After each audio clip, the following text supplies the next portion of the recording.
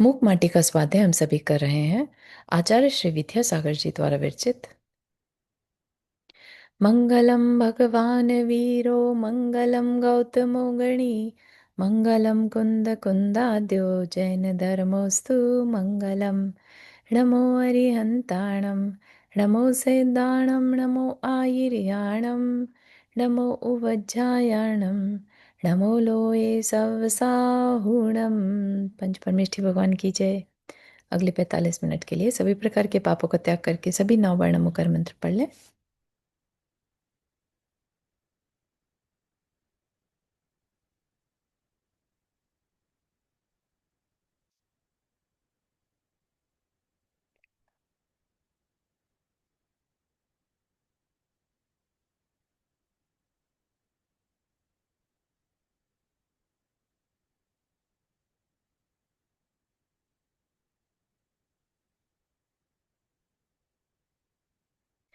तो हमारे यहाँ पर बात चल रही थी। अम, कहाँ पर थे हम? श्रमण का कायोत्सर्ग पूर्ण हुआ। हाँ। तो जो पात्र है वो आकर खड़े हो गए थे, है ना।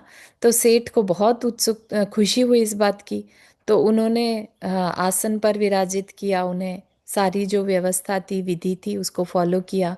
तो श्रमण भी ऐसे नहीं कि बस आ गए अंदर तो चलो चलो जल्दी करो लेके आओ जो भी है खाने का, है ना। ऐसा नहीं, हालांकि उनको एक ही बार खाना है, पूरी एक दिन पहले खा रखा है। तो भी पूरी पेशेंस के साथ वो अपना प्रोसेस को पूरा करते हैं। तो श्रमण ने क्या किया? कायोत्सर्ग किया और अपना पात्र ने युगल करो को पात्र बना लिया।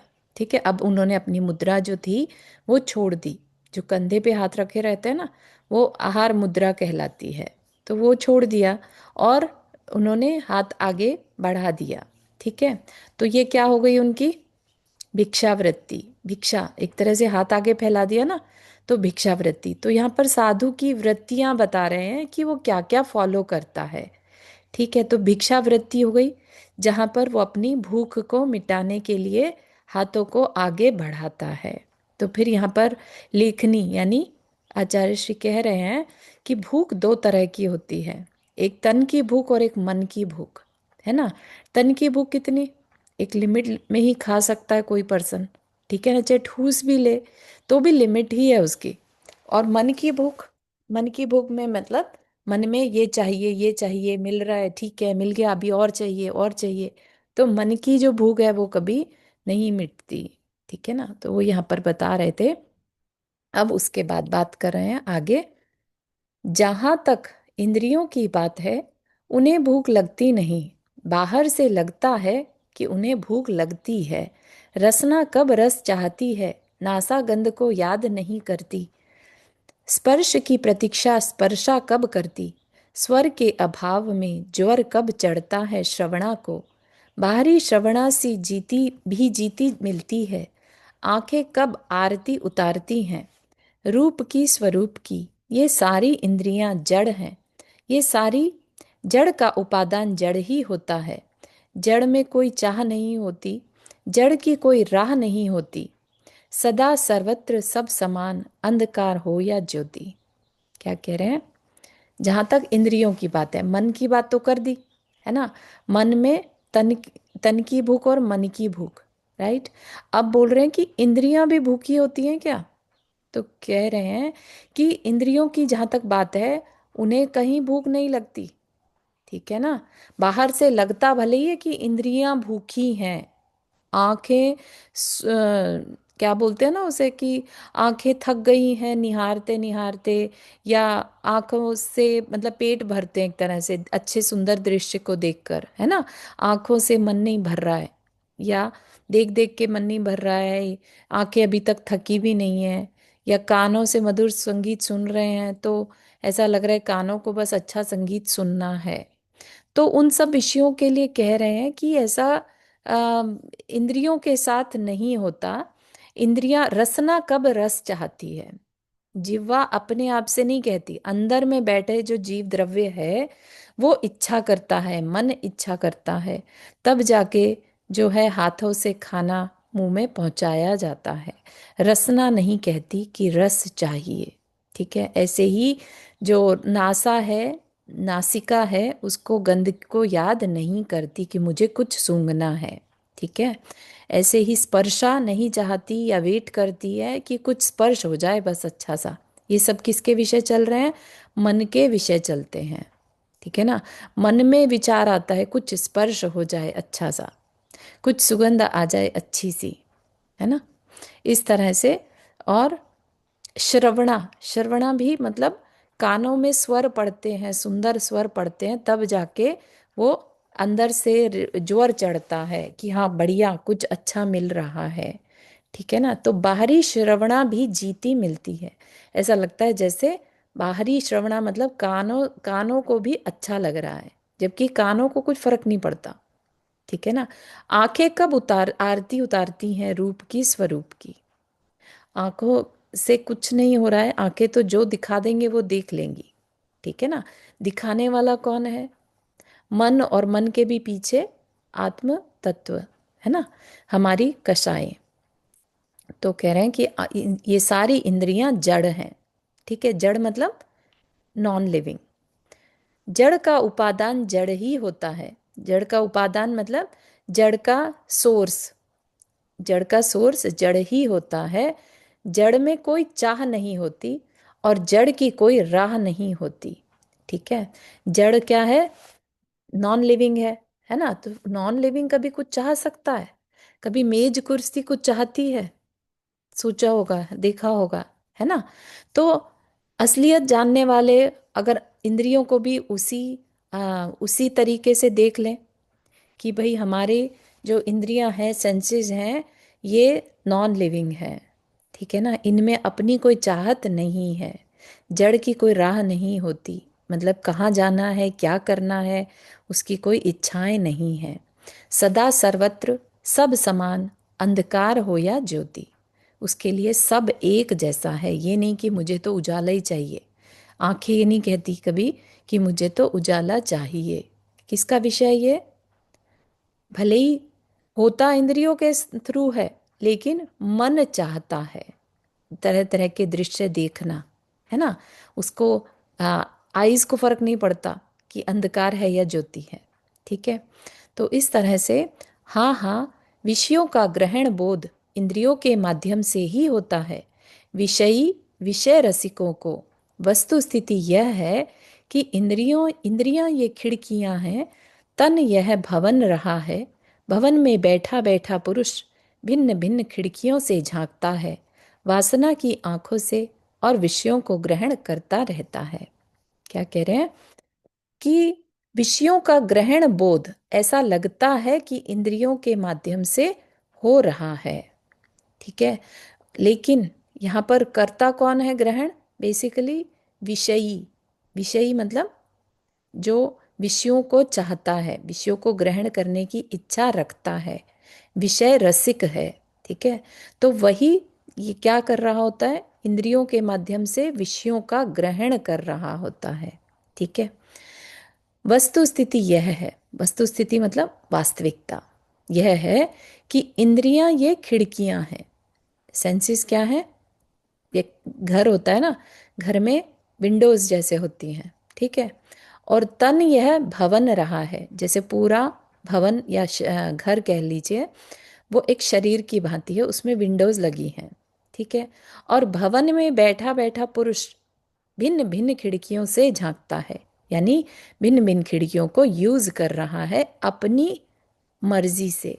कभी उसे बैकयार्ड की खिड़कियों में कुछ देखना है, तो कभी सामने की खिड़कियों से।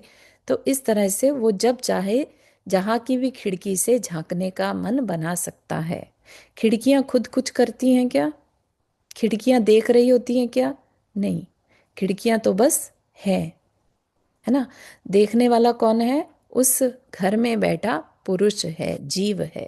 ठीक है ना, तो ये बहुत गहरी बात यहाँ पर बता दी है। वासना की आंखों से और विषयों को ग्रहण करता रहता है। वासना की आंखों से, बेसिकली वासना मतलब इच्छाएं। ठीक है, तो इच्छाओं की आंखों से, यानी इच्छाओं के थ्रू विषयों को ग्रहण करता रहता है, मुझे ये चाहिए, मुझे ये चाहिए, मुझे ये चाहिए, इस तरह से। ठीक है। दूसरी बात यह है कि मधुर, आम्ल, कषाय आदि जो भी रस हो, शुभ या अशुभ, कभी कहते नहीं कि हमें चख लो तुम। ठीक है। अब यहाँ पर एक एक इंद्रियों के जो विषय हैं, या ये कह लीजिए जो सेंसेस के विषय हैं, जैसे यहाँ पर रस के विषय क्या है? मधुर, मीठा, आम्ल, खट्टा, कषाय, कषायला, है ना? कड़ मतलब जो कड़वा तो नहीं कहेंगे, कषाय, कषायला, आदिक से बाकी के रस भी ले लेना। जो भी रस हो, अच्छे हो चाहे बुरे, है ना? मीठा सबको अच्छा लगता है और कड़वा सबको बुरा लगता है। तो लेकिन रस ये नहीं कहते कि हमें चख लो तुम। ठीक है ना? रस की इच्छा कौन करेगा? मन करेगा। ठीक है ना? इस तरह से लघु, गुरु, स्निग्ध, रुक्ष, शीत, उष्ण, मृदु, कठोर, जो भी स्पर्श हो, शुभ या अशुभ, कभी कहते नहीं कि हमें छू लो तुम। ठीक है। छोटा, बड़ा, सूखा, चिकना, ठंडा, गरम, और हार्ड और सॉफ्ट, जैसे भी स्पर्श हैं, ये 8 प्रकार के स्पर्श हैं, अच्छे या बुरे हैं। हमें हार्ड नहीं अच्छा लग रहा है, या हमें बहुत ठंडा कुछ है तो नहीं अच्छा लग रहा है इस विंटर्स में, या गर्मी है तो बहुत गर्मी में उष्ण अच्छा नहीं लग रहा है ना? ये लेकिन स्पर्श जो है, ये चाहे कैसे भी हो, ये नहीं कहते कि हमें आओ छू लो। ठीक है ना? इंसान जाता है इनके पास इनको छूने। सुरभि या दुर्भि, जो भी गंध हो, शुभ या अशुभ, कभी कहती नहीं कि हमें सूंघ लो तुम। कृष्ण, इसको एक्सप्लेन करने की जरूरत नहीं है शायद, है ना? ये तो समझ में आ रहा है। कृष्ण, नील, पीत आदिक जो भी वर्ण हो, शुभ या अशुभ, कभी कहते नहीं कि हमें लख लो तुम। लख लो मतलब देख लो तुम। कृष्ण नील पीत यानी काला, नीला, पीला और भी जितने भी रंग हैं, या ग्रीनरी कह लो, कितने को लोग को ग्रीनरी पसंद आती है देखना, है ना? समुद्र का रंग नीला है तो वो नीलापन देखना अच्छा लगता है, राइट? लेकिन वो रंग नहीं कहते कि हमें देख लो तुम, राइट? अपने अंदर ही बस उसके लिए अच्छा बुरा हम बना लेते हैं। और सारे गामा पाधा नी, जो भी स्वर हो, शुभ या अशुभ, कभी कहते नहीं कि हमें सुन लो तुम। सुनो सुनो, परस, रस, गंध, रूप और शब्द, ये जड़ के धर्म है, जड़ के कर्म। क्या है? परस मतलब स्पर्श, रस, गंध, है ना? ये सबको पता ही होगा। रूप और शब्द, ये जड़ के धर्म है, यानी जड़ के स्वभाव है, जड़ की पहचान है। पुद्गल है ना, जड़ क्या है? पुद्गल, है ना? तो पुद्गल के ये क्वालिटीज हैं, राइट? जड़ के कर्म, जड़ इसी को करता है। इससे यही फलित हुआ कि मोह और असाता के उदय में क्षुधा की वेदना होती है। यह क्षुधा तृषा का सिद्धांत है, मात्र इसका ज्ञात होना ही साधुता नहीं है, वरन ज्ञान के साथ साम्य भी अनिवार्य है। श्रमण का श्रृंगार ही समता साम्य है। चारू, जय जिनेन्द्र। जय जी। एक बार तुम ये बताओगी, इससे पहले जो तुमने जड़ का बोला था वो बताओगी दोबारा से? क्या जड़ के पूछना चाह? बारे में बोला था ना अभी कुछ। हाँ, जड़ के बारे में कुछ ज्यादा सोचने की नहीं है। जड़ तो नॉन लिविंग है ना। हाँ हाँ। ठीक है ना? जड़ क्या कर सकता है? जड़ कहता है कि हमें सूंघो, सामने कुछ ओके। रखा हाँ। है, जड़ नहीं कहेगा सूंघो, है ना? अपन ही हम्म। अपने रीजंस के साथ, हो सकता है हमें उसको यूज करना है, हो सकता है हमें खुशबू बहुत अच्छी आ रही है, देख रहे हैं कहाँ से आ रही है, तो हम हर चीज को सूंघ सूंघ के देख रहे हैं, है ना? ओके। तो जड़ नहीं कहता किसी भी तरह की इंद्रियों में, विषयों में। पहले तो इंद्रियों की बात कर दी, ठीक है ना? हाँ, इंद्रियों की अब, तो हाँ समझ गई। हाँ, पहले इंद्रियों की बात कर दी, और अब रूप, रस, गंध, स्पर्श की बात कर दी। ठीक है? ओके। जो पुद्गल के क्वालिटीज हैं, अच्छा पुद्गल ठीक नहीं है, हाँ कहता, ये तो जड़ नहीं कहता। ठीक है ना? ठीक है, ठीक है, हाँ ये तो जड़ हो गई, ठीक है। ठीक है ना? Okay, thank you. थैंक बहुत यू। अच्छा। तो यहाँ पर हो क्या रहा है? क्या निष्कर्ष निकला? यही फलित हुआ? क्या फल निकला, या क्या समझ में आई बात? क्या कह रहे हैं?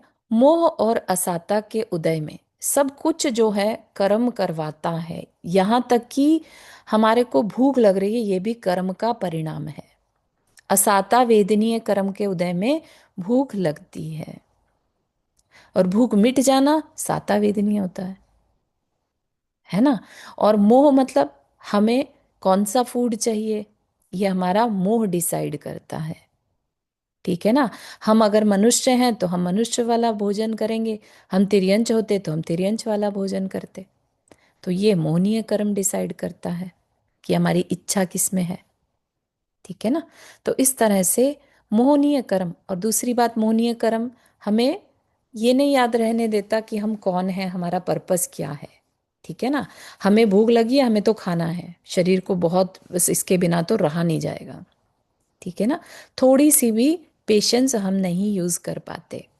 तो कह रहे हैं यहाँ पर कि मात्र इतना जानना ही पर्याप्त नहीं कि भाई हाँ, क्षुधा या प्यास, तृषा मतलब प्यास, है ना। क्षुधा और तृषा दोनों ही सहन असहनीय हो जाती हैं। राइट।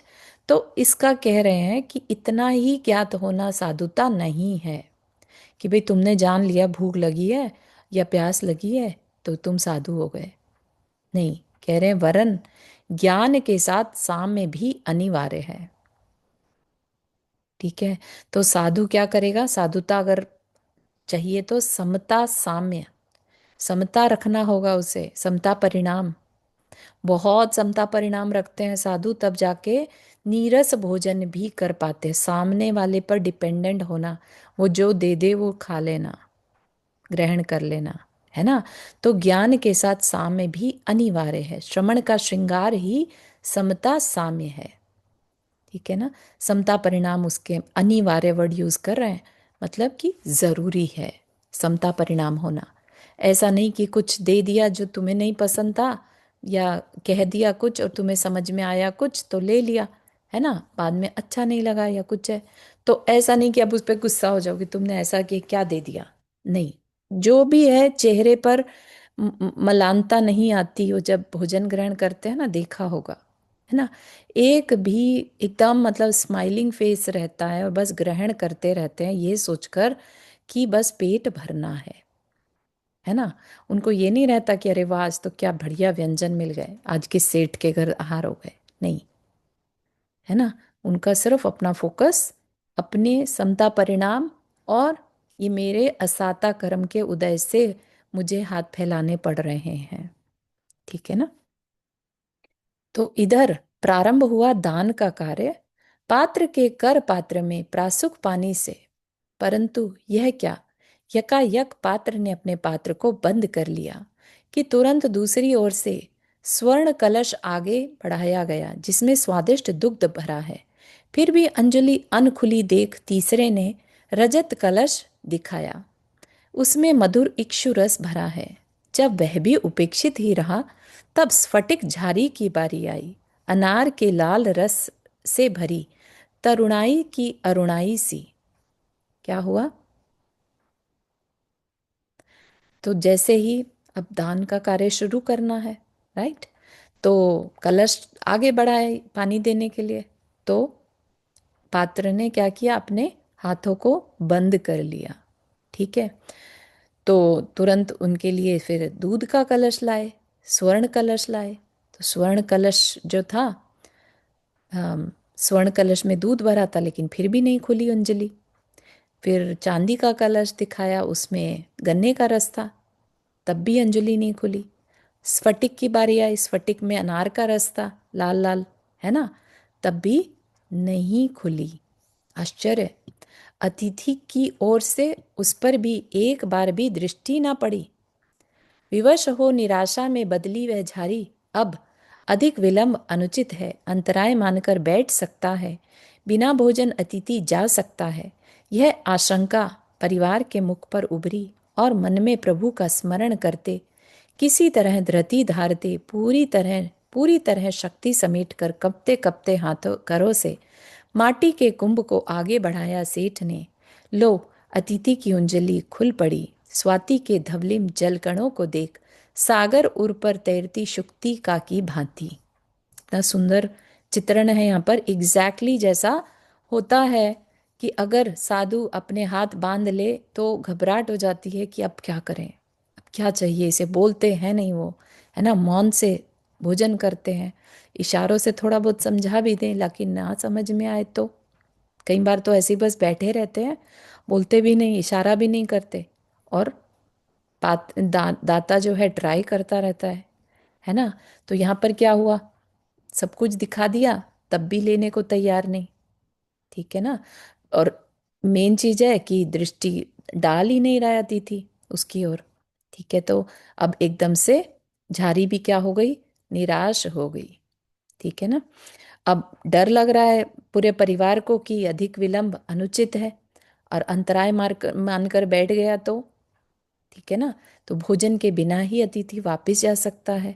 तो उनके मुख पर एकदम से बहुत, एकदम जैसे चेहरा उतर जाता ना वैसा। लेकिन यहाँ पर पॉजिटिव थिंग देखिए, क्या कहा, मन में प्रभु का स्मरण करते। जब दातार देता है ना, दाता जो है, तो उसके अंदर में एक पॉजिटिविटी रहती है कि I can handle it, you know. तो वो गिव अप नहीं करता। ठीक है। तो उसने प्रभु का स्मरण किया और धैर्य धारण करते हुए, ये बहुत इंपॉर्टेंट लाइन है, प्रभु का स्मरण और धैर्य का धारण करना। धैर्य का धारण करना क्या, यानी शांत भाव का हो जाना, कि नहीं नहीं हो जाएगा, हो जाएगा, है ना। तो ये अपने आप, अगर हमारा कोई असाता कर्म का उदय आया भी होता, लेट से ऐसा कर्म हमारा आ जाता, अंतराय कर्म, कि जो पात्र है वो वापस चला जाए, लेकिन अपने भक्ति के दम पर और अपने करंट जो शांत परिणाम है, उससे उसने क्या किया, पूरी शक्ति समेट कर, ठीक है ना, कंपते कपते करो से माटी के कुंभ को आगे बढ़ाया सेठ ने। अब यू नेवर नो कि क्या विचार अपने आप से कैसे आ सकता है कि अच्छा ये ट्राई करता हूँ। आपको नहीं लगता ये एक चमत्कार होता है, अचानक से कुछ चमक जाना, ध्यान आ जाना, कुछ समझदारी आ जाना, है ना, राइट टाइम पर राइट चीज समझ में आ जाना, बहुत पुण्य का उदय होगा तभी हो पाएगा। तो उस सेठ ने एक तरह से ये एक प्रोसेस हमें समझाने की कोशिश की है आचार्य श्री ने इसके थ्रू, कि कभी ऐसा समय आ जाए तो अपना धैर्य नहीं खोना। विवेकवान बताया था ना कि दाता को विवेकवान होना, है ना। ऐसे में वो कुछ कुछ बोलने लग जाए पात्र को कि ऐसे कैसे आप हाथ नहीं आगे बढ़ा रहे हैं, आप हाथ क्यों नहीं खोल रहे हैं, देखो मैं सोने के कलश से दे रहा हूँ, चांदी है, स्फटिक है, और क्या चाहिए आपको, है ना। ऐसा कुछ कुछ उल जलूल बोलने लगे तो नहीं, लेकिन यहाँ पर ऐसा कुछ भी नहीं करते हुए उसने अपना धैर्य धारण किया, पूरी शक्ति समेट कर, और माटी के कुंभ को आगे बढ़ाया। तो ऐसा करते साथ ही अतिथि की अंजलि खुल पड़ी। और कैसा फीलिंग आ रही थी, जैसे स्वाति के धवलिम जल कणों को देख, स्वाति नक्षत्र की में जो बारिश पड़ती है ना, उसमें अगर सीप में पानी की बूंद चली जाए तो वो मोती बन जाती है। ठीक है ना। तो वो इस तरह से सागर के ऊर पर, मतलब छाती यानी टॉप पर, लेवल पर, सरफेस पर तैरती सीप अपना मुख जैसे खोल रही हो स्वाति की बूंद के लिए। ठीक। 4-5 अंजुलि जलपान हुआ, कुछ इक्षु रस का सेवन, फिर जो कुछ मिलता गया बस अविकल चलता गया। अब जब चाहे मन चाहे नहीं, बिना याचना बिना कोई संकेत, बस पेट हो भूखा, फिर कैसा भी हो भोजन, रसदार हो या रूखा सूखा सब समान। ठीक। तो क्या कह रहे हैं कि 4-5 अंजलि जलपान हुआ। ठीक है, जल का पान, 4-5 अंजलि मतलब हाथों में भर के जो पान करा जाता है वो अंजलि पान। इक्षु रस का सेवन भी हो गया, अब तो जो देता जा रहा था दाता लेते जा रहे थे, है ना। अविकल चलता गया मतलब बिना आकुलता के, जब चाहे मन चाहे नहीं। ठीक है, मन चाहे आहार करते हो ऐसा नहीं, ठीक है ना। हाथ फैला रखे हैं, जो भी दाता दे देगा, बिना याचना बिना कोई संकेत। बस क्या करना है, पेट भूखा था इसलिए भोजन ग्रहण कर रहे हैं, अब चाहे वह रसदार हो या रूखा सूखा हो, सब में साम्य भाव। ठीक है ना, कितनी बड़ी बात है। एक बर्तन से दूसरे बर्तन में भोजन पान का परिवर्तन होता है, क्या उस समय कभी बर्तन में कोई परिवर्तन आता है? न ही कोई बर्तन नर्तन करता है, न ही कोई रुदन मचाता है। धन्य धन्य है यह नर और यह नर तन, सब तनों में वर तन। क्योंकि काव्य है ना, इतना सुंदर काव्य लिख रहे हैं। क्या कह रहे हैं कि एक बर्तन से दूसरे बर्तन में जब भोजन जाता है, कभी हमने देखा होगा बड़े बर्तन से छोटे बर्तन में हम ट्रांसफर करते हैं, तो क्या बर्तन कुछ कहता है? नाराज हो जाता है क्या बर्तन? या खुश हो जाता है बर्तन? या रोने लगता है कि भाई मुझे क्यों खाली कर दिया, या मुझ में क्यों इतना भर दिया, मैं तो सहन ही नहीं कर पाऊंगा? ऐसा कुछ भी नहीं कहता, शांत रहता है, उसको कोई मतलब नहीं है। ऐसे ही शरीर, कह रहे हैं नर तन, है ना। तो बर्तन के से कनेक्ट किया उसको, तन। तन मतलब जो ह्यूमन बॉडी है, तो तन भी ऐसा ही एक पात्र बर्तन के समान है। पहले दाता के बर्तन में था, अब हमारे शरीर में पहुंच गया। ठीक है ना। तो क्या उसमें रुदन मचाना और क्या उसमें नृत्य करना, कि भाई अरे रूखा सूखा क्यों मिल गया, या बहुत रसीला भोजन मिला आज तो खुश हो जाओ नाचने लगो, ऐसा कुछ नहीं। साम्य भाव, कह रहे बर्तन ही तो है, एक शरीर क्या है हमारा, एक तन, नर तन है ना। तो सब तनों में वर तन, सबसे श्रेष्ठ जो है वो मनुष्य का शरीर कहलाता है। ठीक है ना। उसी के थ्रू साधना पॉसिबल है। बीजारोपण से पूर्व जल के बहाव से कटी पिटी छेद छिद्र गर्त वाली धरती में कूड़ा कचरा कंकर पत्थर डाल उसे समतल बनाता है कृषक। बस इसी भांति दाता दान देता जाता, पात्र उसे लेता जाता, उदर पूर्ति करना है ना, इसी का नाम गर्त पूर्ण वृत्ति, समता धर्मी श्रमण की। तो यहाँ पर पहले कौन सी वृत्ति बताई थी? भिक्षा वृत्ति। अब क्या है? गर्तपूर्ण वृत्ति। गर्तपूर्ण मतलब, गर्त मतलब गड्ढा, है ना, और पूर्ण मतलब पूरा करना, गड्ढे को पूरा करने की वृत्ति।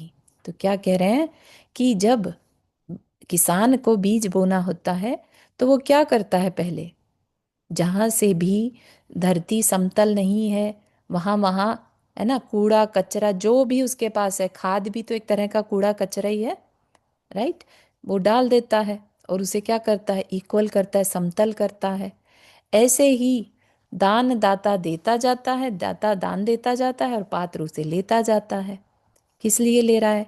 उसे तो बस उस गड्ढे को, उस अन इवन स्पेस को भरना है। ठीक है ना। फिर कह रहे हैं गोचरी वृत्ति के लिए, वो क्या है?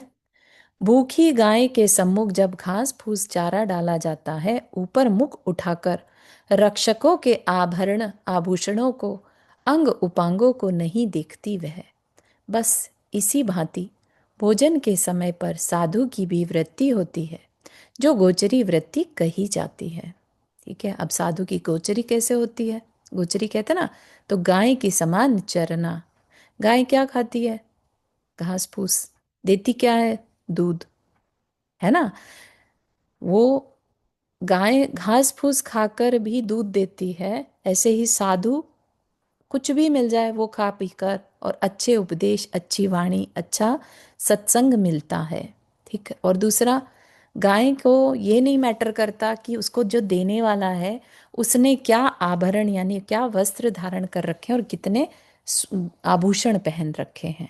ठीक है, कि मेरे को घास फूस देने वाला कौन है, उसको इससे मैटर नहीं होता। ठीक है ना। तो रक्षकों के जो उसके देखभाल करने वाले हैं, वो उसके अंग उपांगों को भी नहीं देखती, उसको तो बस अपने घास फूस वाले चारे से मतलब रहता है और उसी में लगी रहती है, वो मुंह उठाकर भी नहीं देखती, है ना। तो ऐसे ही जो पात्र है वो अपने हाथ से जब वृत्ति कर रहा है, भोजन ग्रहण करता है, आहार, तो वो ऊपर उठाकर नजर नहीं देखता कि कौन दे रहा है, बहुत हल्के से देखेगा। अगर उनकी कोई कमी है तो अलग बात है, अदरवाइज अपने में फोकस रहता है, इसलिए गोचरी वृत्ति। और उसमें घास फूस दे दिया तो कुछ नहीं कहना, है ना, और समता भाव से ग्रहण करना। ऐसा वैसा कुछ भी विकल्प नहीं, खारा हो मीठा हो कैसा भी हो जल हो, झट बुझाते हैं घर में लगी आग को। बस इसी तरह सरस हो या नीरस कैसा भी हो, अशन हो उधर अग्नि शमन करना है ना। और यही अग्निशामक वृत्ति है श्रवण की, सब वृत्तियों में महावृत्ति। क्या कह रहे हैं? अगर ऐसा वैसा कुछ भी विकल्प नहीं करना, कब कब नहीं करना? जब घर में आग लग जाए। घर में आग लग जाए तो क्या करेगा इंसान? ये देखेगा कि ठंडा पानी या खारा पानी या मीठा पानी, से मैटर नहीं करता है ना। पानी होना चाहिए बस, कैसा भी जल हो, झट बुझाते हैं घर में लगी आग को। ठीक है। ऐसी इसी तरह से पेट में जब आग लगी है, किसकी? भूख रूपी आग। ठीक है। तो उसे क्या करते हैं? अब रसीला है या नीरस है ना, ठंडा है गर्म है, ये कोई विकल्प नहीं रहता। ये क्या है? ये उनकी अग्निशामक वृत्ति है। मतलब पेट की भूख अग्नि बुझा रहे हैं। ठीक है। सब वृत्तियों में महावृत्ति, मतलब कि बिल्कुल उससे अटैच नहीं होना। भोजन में क्या मिल रहा है और क्या नहीं मिल रहा है, ये ऐसा होता तो ज़्यादा अच्छा था, ये वैसा होता तो ज़्यादा, ऐसा नहीं। ठीक है ना। कोई उस पर एनालिसिस नहीं है। ठीक है, मिल गया तो ठीक, नहीं मिला तो ठीक, ऐसा। पराग प्यासा भ्रमर दल वह, कोमल फूल फलो दलों का, सौरभ रस सरस पीता है, पर उन्हें पीड़ा कभी न पहुंचाता, प्रत्युत अपनी स्फुरणशील कर छुअन से उन्हें नचाता है, गुनगुन गुंजन गान सुनाता। बस इसी भांति पात्रों को दान देकर दाता भी फूला न समाता, होता आनंद विभोर वह, अंधकार घोर मिटता है, जीवन में आती नई भोर वह, और यही तो भ्रामरी वृत्ति कही जाती संतों की। भ्रामरी वृत्ति मतलब भंवरे के समान वृत्ति। क्या? कि पराग प्यासा भ्रमर दल। पराग प्यासा मतलब भूख लगी है। ठीक है, भ्रमर को भूख लगी है, उसको पराग चाहिए।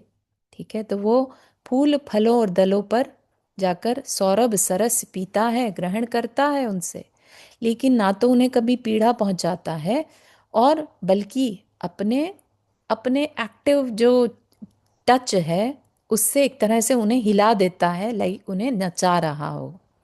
ठीक है, अपना गुनगुन गुंजन गान सुना रहा हो, तो उनको एक तरह से हैप्पी कर रहा है। ठीक है। ऐसा ही कौन? जो साधु है, वो दाता का भोजन ग्रहण करके दाता को खुशी से फूला नहीं समाता जैसा बना देता है। ठीक है। तो इसलिए उसको कहा भ्रामरी वृत्ति। ठीक है, बात समझ में आ रही है?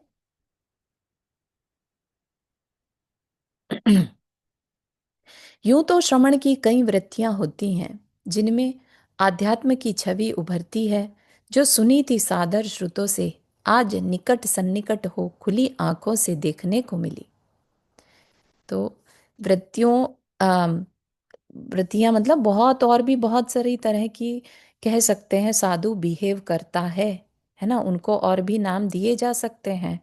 लेकिन जो अम, उनकी छवि बनाने वाली जो वृत्तियां की बात शास्त्र में की है ना, सादर श्रुतों से, या जो आदरणीय उपदेश करता है उनसे सुनी थी आज तक, आज निकट सन्निकट होकर यानी बहुत क्लोजली खुली आंखों से देखने को मिली। किसको? सेठ को, पूरे परिवार समेत।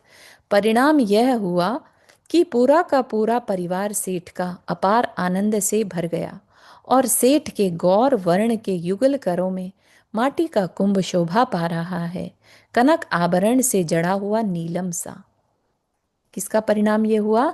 साधु का आहार अच्छे से हो गया, अब परिवार जो है अपार आनंद से भर गया, और सेठ के गौर वर्ण के युगल करों में, सेठ के गौर वर्ण के युगल करों में, युगल कर मतलब हाथ, दोनों हाथों में, है ना, और गौर वर्ण मतलब उसके बहुत साफ सुथरे से हाथ थे, उसमें माटी का जो कुंभ है वो शोभा या सुंदर लग रहा है। कैसा लग रहा है? जैसे सोने के, सोने पर नीलम जड़ा हो। ठीक है, सोने के आभूषण पर नीलम जड़ा हो, ऐसा लग रहा है कुंभ। उन करों और कुंभ के बीच परस्पर प्रशंसा के रूप में कुछ बात चलती है कि, मतलब आप विश्वास नहीं करेंगे कि कोई एक सीन को इतनी डिटेल से कैसे सोच सकता है। बहुत बहुत अमेजिंग चीज है, मतलब अद्भुत है। क्या हुआ, क्या बात कर रहे हैं? उन करों और कुंभ के बीच, हाथों और कुंभ के बीच प्रशंसा के रूप में कुछ बात चल रही है ना? क्या? कुंभ ने कहा, सर्वप्रथम तुमने मुझे ऊपर उठा अपना लिया, बड़ा उपकार किया मुझ पर, और इस शुभ कार्य में सहयोगी बनने का सौभाग्य मिला मुझे। इस पर तुरंत ही करो ने भी कहा कि नहीं नहीं, सुनो सुनो, उपकार तो तुमने किया हम पर, तुम्हारे बिना यह कार्य संभव ही नहीं था। इस कार्य में भावना भक्ति जो कुछ है तुम्हारी है, हम तो तुम ऊपर से निमित्त भर ठहरे। ठीक है, क्या कह रहे हैं? तो ये है तरीका। हम पे किसी ने उपकार किया तो हम उसकी उपकारिता को माने, अपनी तरफ से हम विनयशील बने रहें, है ना? तो कुंभ कह रहा है कि तुमने मुझे ऊपर उठाकर बड़ा उपकार किया, और मुझे ये शुभ कार्य करने में सहयोगी बनने का सौभाग्य मिला। तो उस पर हाथ कहते, नहीं नहीं, ये तो हम तो सिर्फ निमित्त हैं, जो है तुम्हारी भावना के कारण पॉसिबल हो पाया।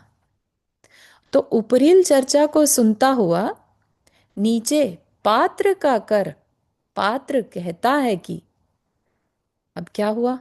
कर और कुंभ की जो चर्चा थी, ये पात्र का हाथ भी सुन रहा था। ठीक है, तो पात्र का हाथ कहता है कि पात्र के बिना कभी पानी का जीवन टिक नहीं सकता, और पात्र के बिना प्राणी का जीवन टिक नहीं सकता। परंतु पात्र से पानी पीने वाला उत्तम पात्र हो नहीं सकता। पानी पात्र ही परमोत्तम माना है, पात्र भी परिग्रह है ना। क्या कह रहे हैं? कि बर्तन के बिना पानी कहाँ टिकेगा, है ना? नहीं ठहर सकता। और पात्र के बिना प्राणी का जीवन टिक नहीं सकता, मतलब कि सत्पात्रता होना। अदरवाइज प्राणी का जीवन, मतलब जीवन मिला है लेकिन पात्र नहीं बने, तो वो कोई फायदा नहीं है, ऐसा। ठीक है, तो उज्जवल जीवन जो है उसके बिना प्राणी का जीवन टिक नहीं सकता, परंतु पात्र से पानी पीने वाला उत्तम पात्र हो नहीं सकता। उत्तम पात्र मतलब निर्ग्रंथ साधु। ठीक है, वो कभी पात्र से कुछ ग्रहण नहीं करता। डायरेक्ट पानी पीना है तो पात्र से नहीं पिएगा, कैसे पिएगा? पानी पात्र। पानी पात्र ही परम उत्तम माना है। पात्र भी परिग्रह है ना, यानी अपने हाथ से कुछ भी ग्रहण करना परम उत्तम है, अदरवाइज बाकी सब तो परिग्रह है। दूसरी बात यह भी है कि अतिथि के बिना कभी तिथियों में पूज्यता आ नहीं सकती। अतिथि तिथियों का संपादक है ना, फिर भी तिथियों को अपने आप नहीं रखता वह। तिथियां काल के आश्रित है ना, परिणतियां अपनी अपनी निरी निरी हुआ करती हैं। तिथियों में, तिथियों के बंधन में बंधना भी गतियों की गलियों में भटकना है। कथनचित यतियों का बंधन में बंधना वह नियति के रंजन में रमना है। यूं सतपात्र ही होती रही मीमांसा। सतपात्र की होती रही मीमांसा। सतपात्र मतलब कि जो श्रेष्ठ पात्र है वो कैसा होता है। ठीक है, श्रेष्ठ पात्र कैसा है बता दिया अभी यहाँ पर। बहुत सारी क्वालिटीज तो पहले भी बता दी थी, राइट, लेकिन अभी और बता रहे हैं कि पाणी पात्र से जो आहार को ग्रहण करे। और दूसरी बात क्या? चारों मीमांसा का क्या मतलब हुआ? मीमांसा होता है एनालिसिस। ओके। तो यहाँ पर एनालिसिस या डिस्कशन जो हो रहा है वो सतपात्र का हो रहा है। ठीक है, तो अतिथि के बिना कभी तिथियों में पूज्यता आ नहीं सकती। अतिथि ही तिथियों को शुद्ध बनाने वाला है, पूज्य बनाने वाला है। जैसे आदिनाथ भगवान को, है ना, जिस दिन आहार हुआ था इक्षुरस का, उस दिन उसको क्या कहते हैं? अक्षय तृतीया। राइट। और अक्षय तृतीया इतनी पूज्य बन गई कि वह अनबुझ साया जिसे कहते हैं ना, उस दिन कोई भी शुभ कार्य किया जा सकता है। किस लिए हो गई पूज्य, इतनी इम्पोर्टेंट, इतनी आ, प्रसिद्ध कि भाई उस दिन कोई भी कार्य करो वो शुभ ही होगा, या शुभ कार्य उस दिन करने चाहिए, है ना। क्योंकि अतिथि थे वो, राइट, महासत पात्र थे, उनके द्वारा किया गया वह कार्य जो है स्पेशल बन गया। ठीक है ना।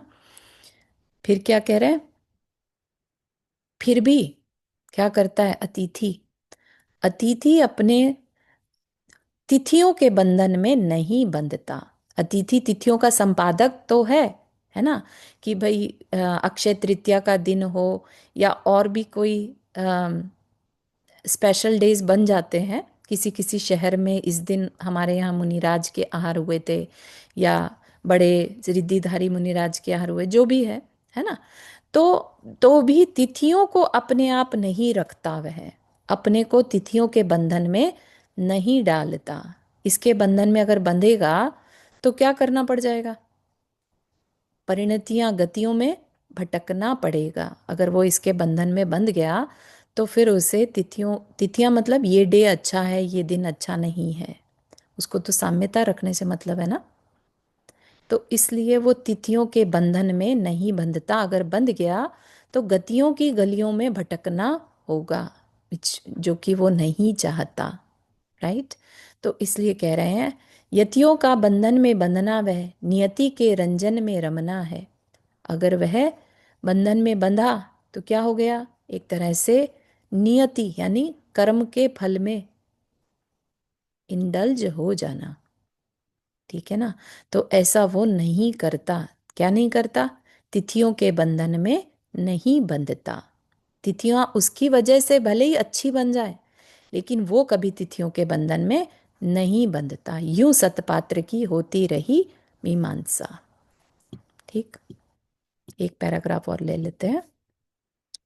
इधर अबाधित आहारदान चल रहा है, और ऐसा ही यह कार्य सानंद संपन्न हो इसी भावना से संलग्न मग्न हुआ है सेठ। उसके दोनों कंधों से उतरती हुई, दोनों बाहुओं में लिपटी हुई, फिर दाएं वाली बाईं और दाहिनी ओर जा कटी भाग को कसती हुई नीले उत्तरीय की दोनों छोर नीचे लटक रही हैं। उत्तरीय मतलब जो उसका धोती दुपट्टा होता है ना, दुपट्टा बेसिकली। तो वह कह रहे हैं कि आहार निरंतर चल रहा है, राइट। और सेठ भावना भा रहा है कि बस ये सानंद कार्य संपन्न हो जाए। और सेठ कैसा लग रहा है, तो वह बता रहे हैं कि सेठ के कंधों से नीचे की ओर उसका वस्त्र लटक रहा है। ठीक है ना। मानो जैसे कि कैसा लग रहा है, ऊपर देख नहीं पा रही है कुंभ की नीलिमा से वह पूरी तरह हारी है, लज्जा का अनुभव करती धरती में जा छुपना चाहती है, अपने सिकुड़नशील मुख को दिखाना चाहती नहीं किसी को। कैसे लटक रहे हैं उसके दोनों उत्तरीय, जो ऊपर का पार्ट, ऊपर का जो दुपट्टा है, वो उसके कंधों से होता हुआ नीचे की ओर लटक रहा है ना। और ऐसा लग रहा है नीले रंग की आभा, जो कुंभ की आभा है ना, वो पूरी तरह हारी है।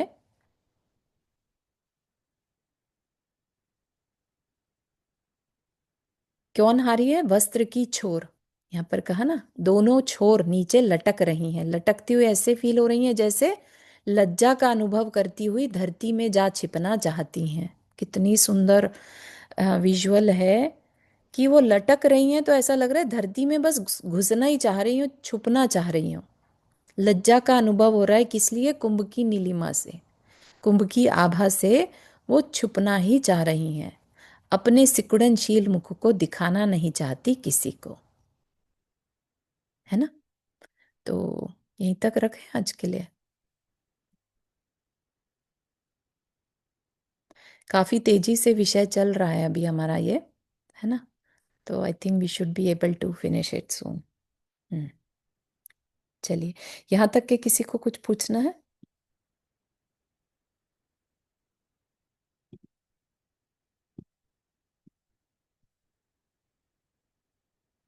समझ में आ रहा है? बात समझ में आ गई?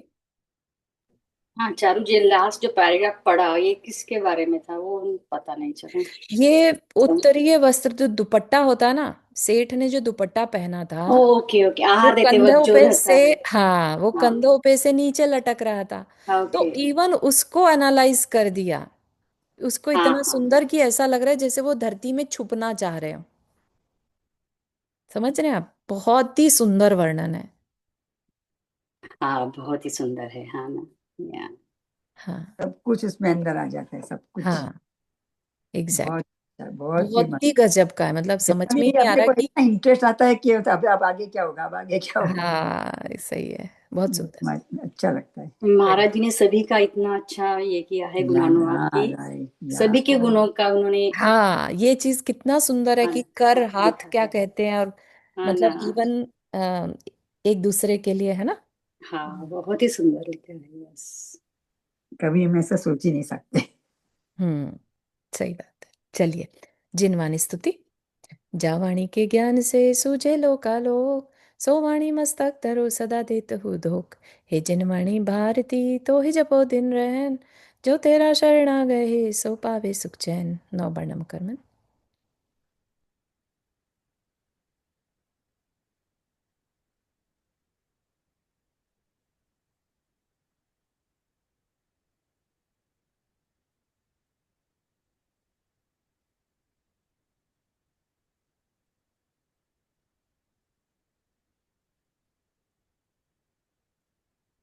सभी को जय जिनेन्द्र। जय जय जिनेन्द्र। जिनेन्द्र चारू सबको। जी, सभी को जय जय जिनेन्द्र। जिनेन्द्र। जय जिनेन्द्र। जय जिनेन्द्र।